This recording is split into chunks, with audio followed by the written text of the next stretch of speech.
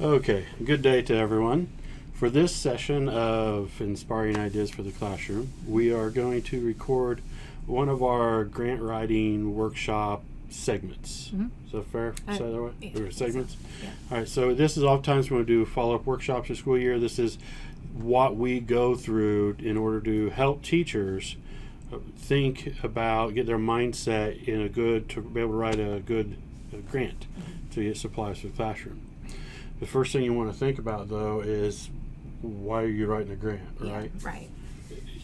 I mean, maybe you've had some ideas about, especially at the start of the school year, it'd be really great to have some sort of material or resource to give to my students, or to have some extra funding to, there's this one part of my curriculum and I'm teaching it and it's a little weak. I'd like to do something more with it.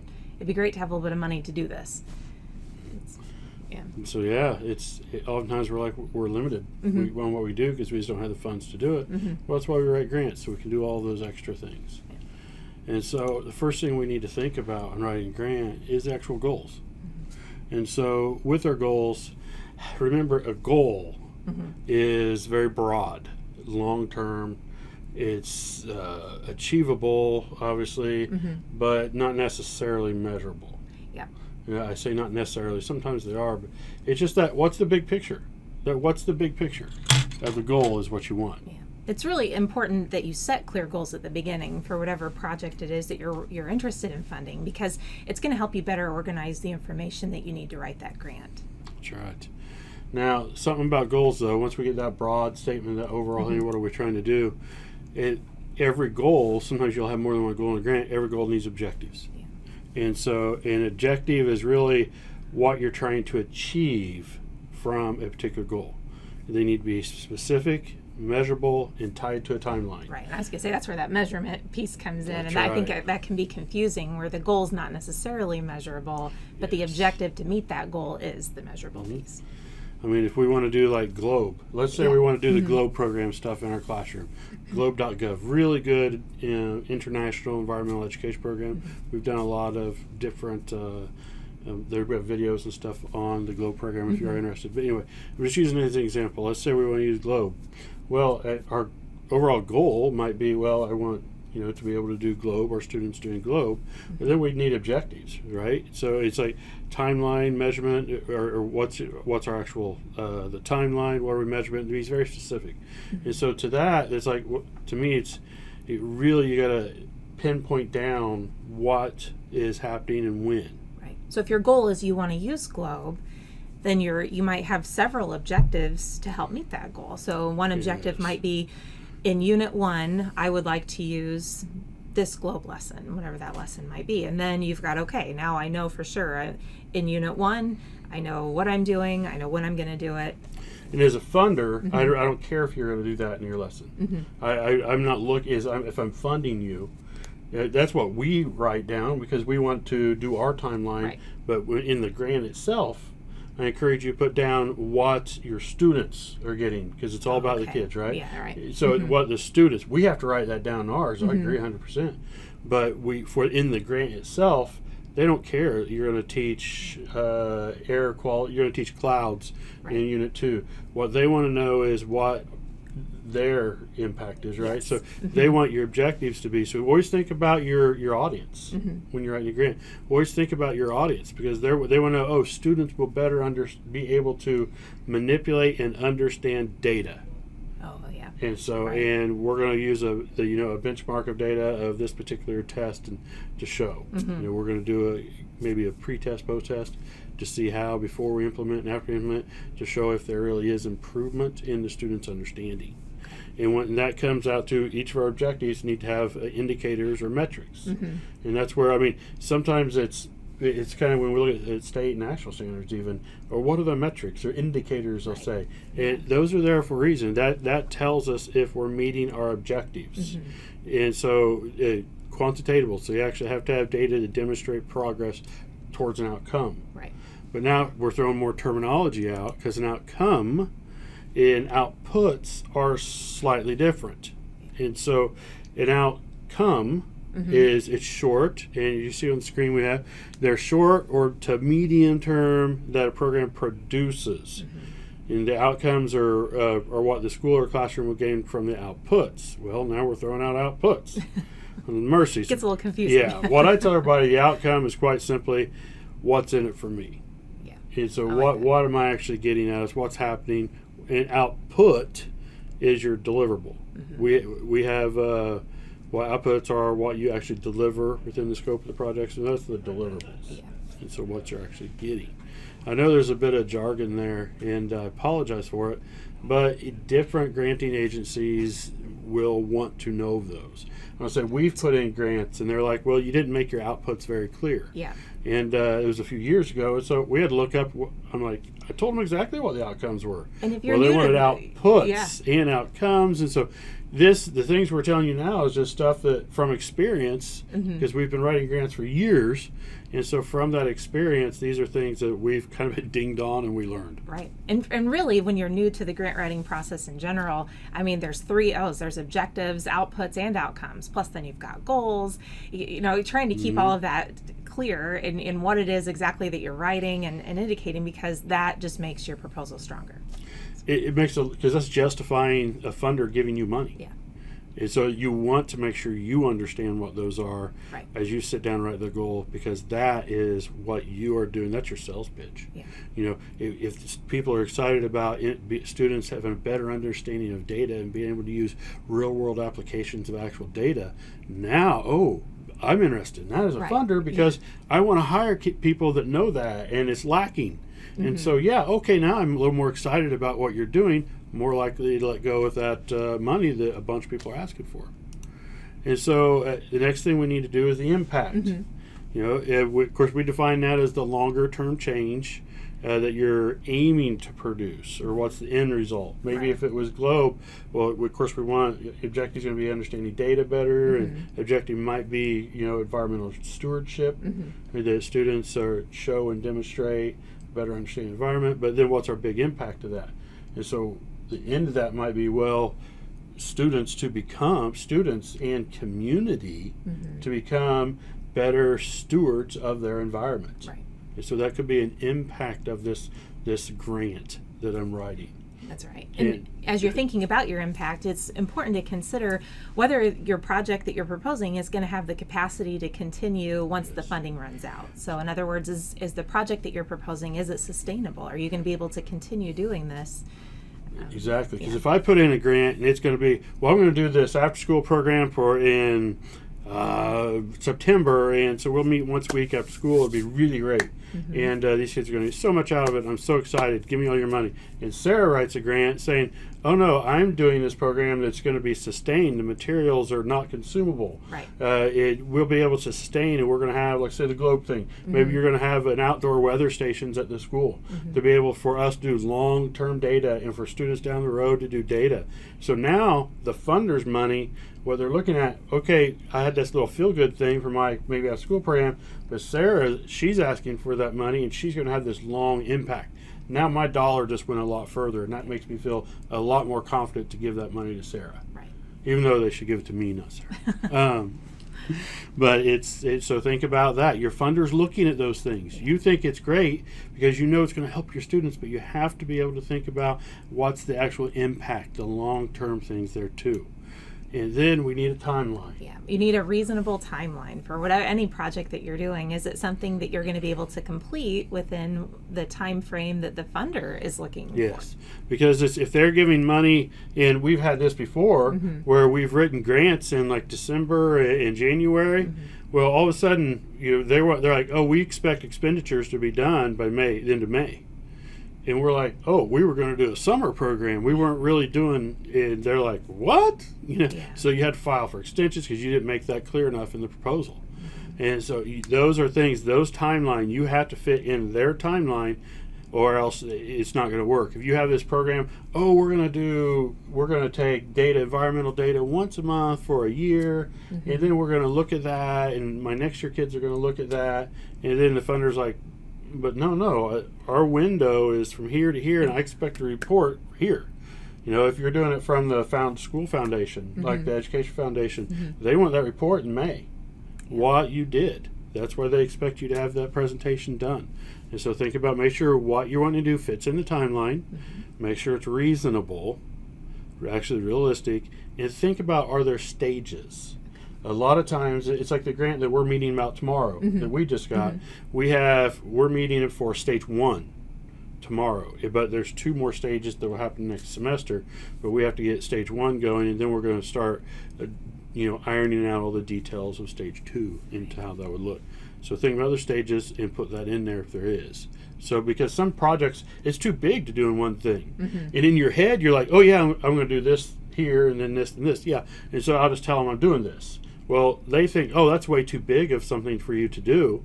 Well, if instead you explain, oh, these are the first stages, this, second stage of this, third stage this, they're like, oh, they've broken this down to manageable pieces. Exactly. Now I believe they can do that. I was just thinking as you're saying that, right, you're documenting that it is manageable, that you have a plan, and again, just the more organized you can be at the start of that, the more it's going to come across that you have a good hold on that plan. All right. Budget, come on, it's all down to the dollar, you know that.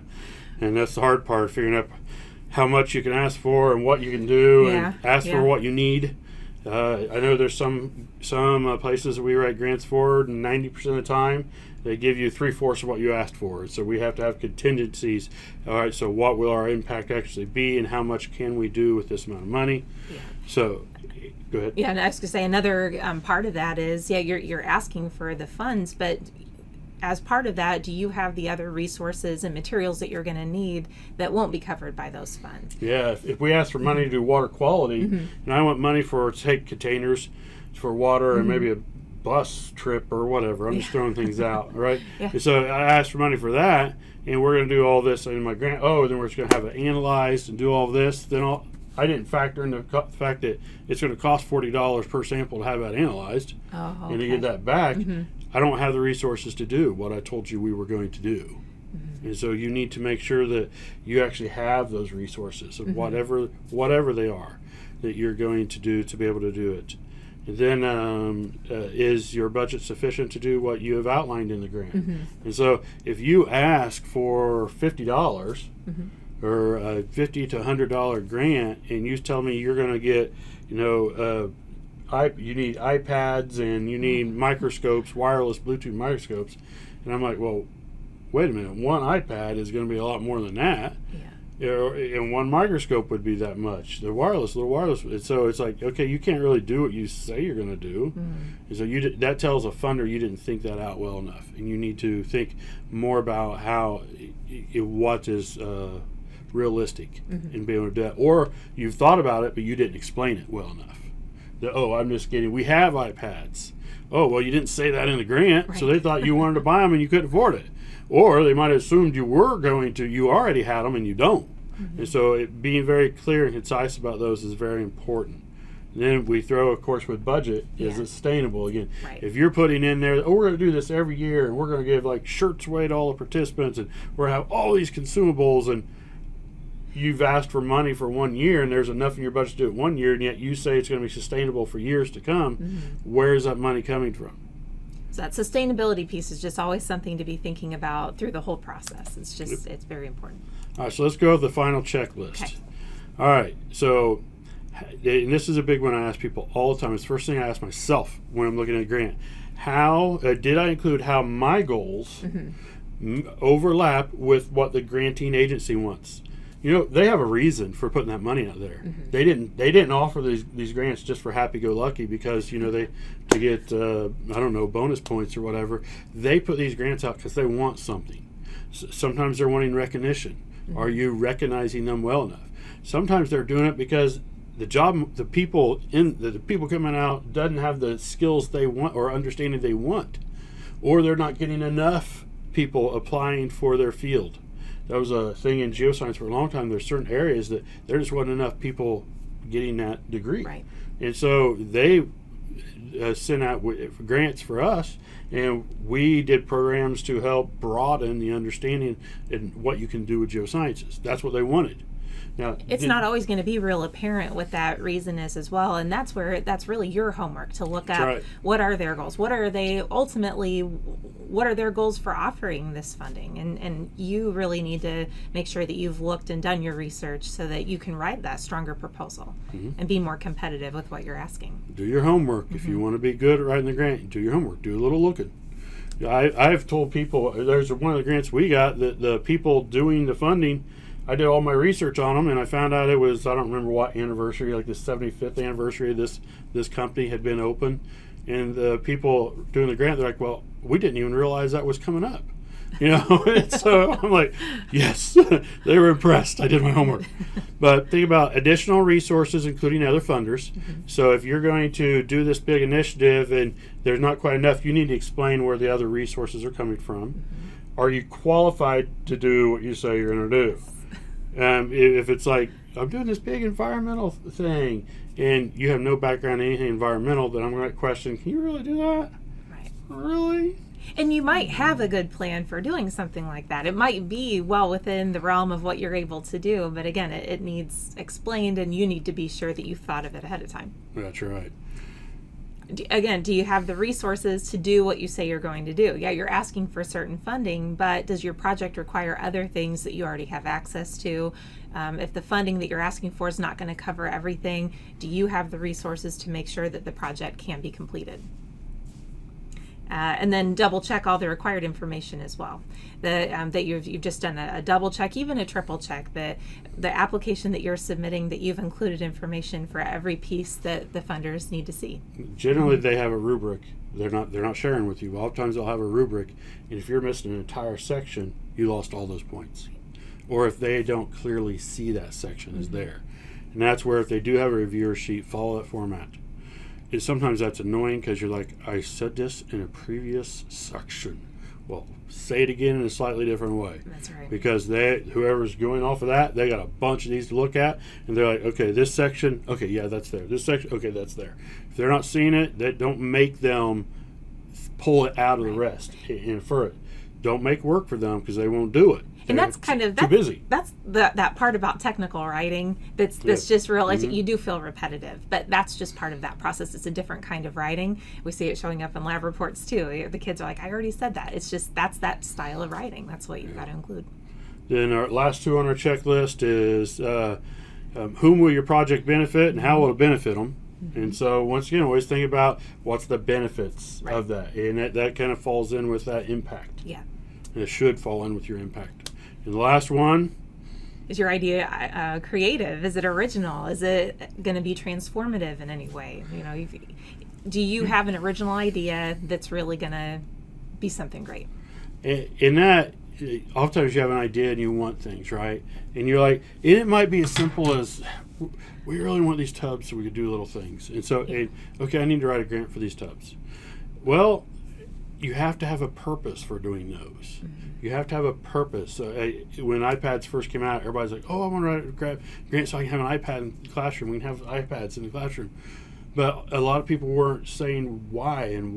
And, okay, I have 30 people who, and 25 of them just asked for iPads because it will help kids learn. Really? What are you helping with? How are you helping them? And all of a sudden, it's not very creative. It's not original at all. But then someone's like, oh, we need iPads in order for students to be able to go out into the field and collect real world data. I'm like, oh, wait a minute, this person has a plan. And that's cool. I haven't heard of people doing that. And so those are things that you want to make sure you're looking at when you're writing that grant. Before you hit submit, go through this checklist. And so make sure before you actually start drafting it, as you start drafting it, write a little outline. What are my goals? What are my objectives? What are my outputs and outcomes? And how am I assessing these? How am I going to, and so think about your metrics are your proof that you did it. And so how am I going to prove that I followed through? And sometimes you fall short. When you're done, you're like, okay, we did these metrics and it didn't really support what we thought we were going to do. And well, a funder needs to know that. Okay, people have tried this, it didn't really work. Next time someone asks for something to do something similar, they're probably not going to be they're probably, well, we're looking for something a little more creative. Because we know that either didn't work or didn't work great or everyone's doing it. And so think about those things. We haven't made like a comprehensive list. This is the ones we had from last fall when we were doing our workshops for teachers. Here's some of them that we vetted back then. With Donors Choose, hey, why not use it? Why not use it? And yep, that's a much simpler grant. It's a much simpler thing. You don't have to put as much. But if you do stop and think about what are the goals, what are the objectives, before you even do something like Donors Choose, it's going to sound, because you obviously did think you thought a lot more, it's going to sound more thought out, and people would be more likely to donate to that. They're like, oh wow, they have a really good plan, and I love that impact. So think about those things. Adopt a Classroom, I think that's very similar to the Choose thing. Yeah. It's been too long ago since we looked that up. And of course, grants.gov, those will be a larger, that's not a classroom type grant, most likely. That's something you're district wide. Right. And so if you want to do something really big, let's go with the district and get those. Same with the DOE, most of those are a little bit larger than Instant Classroom, but both definitely good possibilities. I see we put that down twice for some reason. I don't know why. Yeah. But then it's like the Veneer. Veneer, if you're using their equipment stuff in a grant, oftentimes they have grants to help you get started with that. I don't know if it's still going, but I know they sure did for a while. Yeah. There's also different community foundations set up as well, so it's always good to check locally and see what is involved. We also put a link to an editable planning worksheet to help you kind of guide you through the process of writing a grant, so that's linked as well. And I'm going to argue, if you're just doing a fundraiser, go through this first. Because oftentimes I'll have kids, oh, hey, we're doing a fundraiser for this. We're doing a fundraiser for our school. Well, what's it for? Yeah. For our school? I don't care. What do you want to do? I mean, is that for is this for the cappuccino machine in the teacher's lounge? What do you want? Which personally I think would be an awesome thing. You'd have me there. Yeah. But go through these steps. Even if you're doing like a fundraiser, so if you're like a group that's trying a nonprofit group or something trying to pull money, think about why you got to let people know if they're going to give you money, what's the actual impact going on, and can you do that? And all these different steps. Go through this regardless of anything you're asking money for.